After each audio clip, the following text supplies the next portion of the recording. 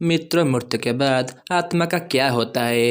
ये प्रश्न केवल आपके और मेरे मध्य में ही नहीं, बल्कि दुनिया के हर इंसान के मन में ये प्रश्न उठता है कि मृत्यु के पश्चात उसका क्या होगा। उसका अस्तित्व तो समाप्त हो जाएगा या फिर उसका दोबारा जन्म होगा। वैसे तो ये एक ऐसी वृद्धि है जिसे सुलझना असंभव है।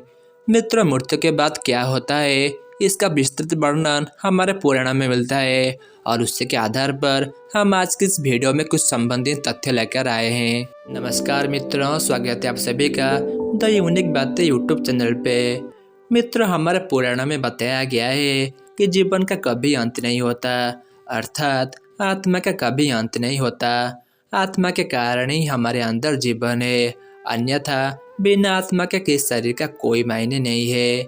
हमारा शरीर पांचों तत्वों यानी आकाश, वायु, जल, अग्नि और पृथ्वी से मिलकर बना है। इसीलिए जब शरीर छीन हो जाता है या फिर किसी मनुष्य की अवधि इस संसार में समाप्त हो जाता है तो शरीर नष्ट हो जाता है, परंतु आत्मा का कभी मृत्यु नहीं होता। इसीलिए कहा जाता है कि शरीर निश्चर है मगर आत्मा नहीं।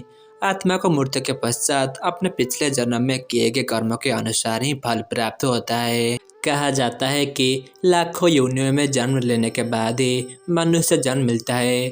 मनुष्य जन्म भी अच्छे कर्मों के आधार पर ही मिलता है। तो ये बात तो स्पष्ट है कि पिछले जन्म में हमने कुछ अच्छे कर्म किए होंगे, जिसके कारण हमें इस जन्म में मनुष्य जन्म प्राप्त हुआ है। परंतु ये यात्रा यहाँ पर ही समाप्त नहीं होता। मनुष्य योनियों में जन्म लेने के बाद हमारे अंदर अहम भर जाता है कि हमसे ऊपर कोई है ही नहीं, हमसे ज़्यादा कोई ताकतवर नहीं है। हम स्वयं को संतुष्ट करने के लिए कुछ भी कर सकते हैं और कुछ भी करने के लिए बहुत ही ज़्यादा स्वतंत्र है। फिर चाहे वो धोखा हो या अपने आप घमंड या प्रताड़ना या दूसरों के लिए बुरी भावना, बस यहीं पर इंसान अपना बुरे कर्मों का खाता बनाना आरंभ कर देता है, ये बिना जाने हुए कि ब्रह्मांड में कहीं हमारे हर कर्म, हर गतिविधि का लेखा जोखा तैयार किया जा रहा है। इससे आप इस तरीके से समझ सकते हैं कि हमारे द्वारा किए गए प्रत्येक अच्छे और बुरे कर्म का रिकॉर्ड बनता है।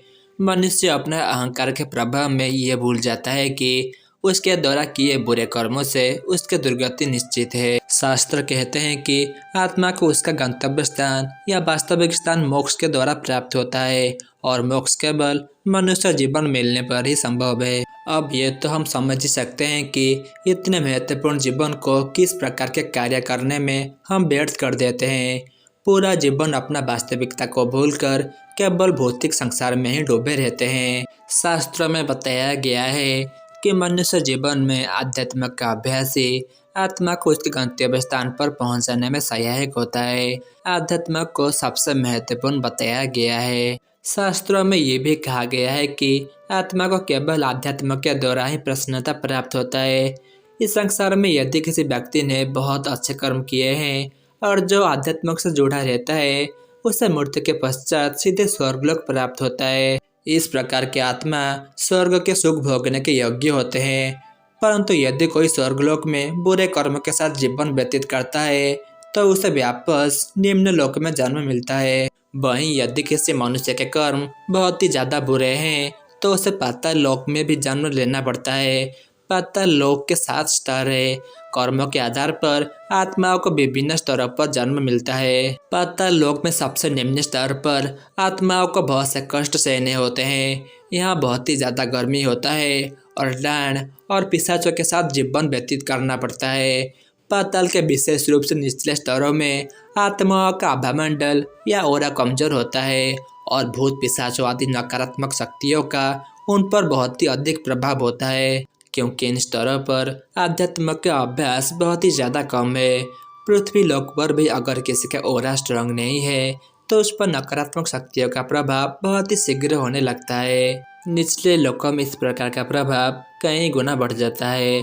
पाताल लोक में केवल नकारात्मक का ही प्रभाव होता है। इन सब से पृथ्वी का स्थिति बहुत ही बेहतर है और इस लोक में रहकर आध्यात्मिक विकास पर भी विशेष ध्यान देना चाहिए, जिससे मृत्यु के पश्चात हमारे कर्मों के कारण हमारे आत्मा को कष्ट ना भोगना पड़े। आध्यात्मिक विकास तो किसी भी लोक में होना ही चाहिए, परंतु पाताल लोक में नकारात्मक शक्तियों के कारण आध्यात्मिक के लिए बहुत ही ज़्यादा संघर्ष करना पड़ता है।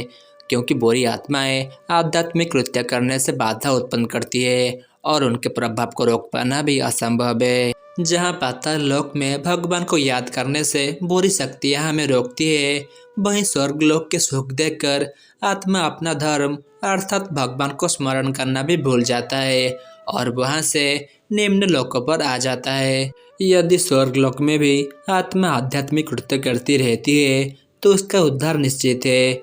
इसीलिए पृथ्वी लोक में रहकर भी आध्यात्म को जीवन का हिस्सा बनाना चाहिए। यदि जन्म और मृत्यु के चक्र से मुक्त होना है तो आध्यात्म के अतिरिक्त कोई अन्य उपाय नहीं है।